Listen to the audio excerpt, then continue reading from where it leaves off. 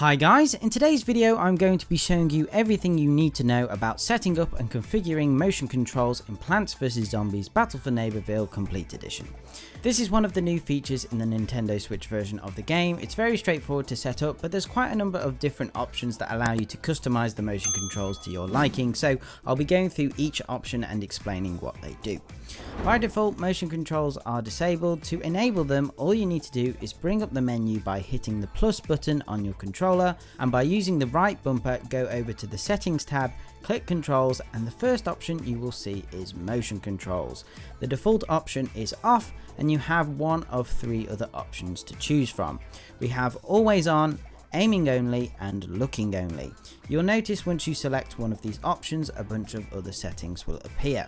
So let's just talk about the three options I just mentioned. Always on is self-explanatory. No matter whether you are just looking around, aiming, or scoped, motion controls will be active, meaning the physical movement of your Joy-Cons or controller will be linked to where the character on the screen looks.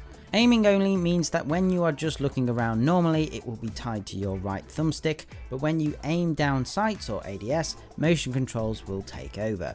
Then for the looking only option, this is the opposite. When you're not zoomed in, motion controls will be active, but as soon as you ADS, they will deactivate. The next three options are simple. These are the sensitivity settings for motion controls. This is a feature in pretty much all shooter games, so you should be pretty familiar with these, but just in case, look sensitivity is your general character camera movement to look around, aim sensitivity corresponds to when you ADS, and scoped sensitivity applies specifically to scoped weapons for characters like Cactus and Deadbeard. Then we move on to motion smoothing, which is a bit tricky to explain, so it's one of those things you just have to try and see how it feels on your eyes. The number here dictates how smooth the motion is whilst using motion controls. I'd say if you're someone who is susceptible to motion sickness from video games with like fast, sharp movements, this is something you might want to consider bumping up, or if you have particularly shaky hands, as this helps to combat the wobble. However, I think in my opinion less motion smoothing is better for like competitive play, as smoothing slightly slows the movement in a sense, but like with all of these settings, it's completely up to you. The next two options are vertical and horizontal look, and you can either have them as normal or inverted, e.g. up is down and down is up. Once again, standard stuff you'd see in most video games.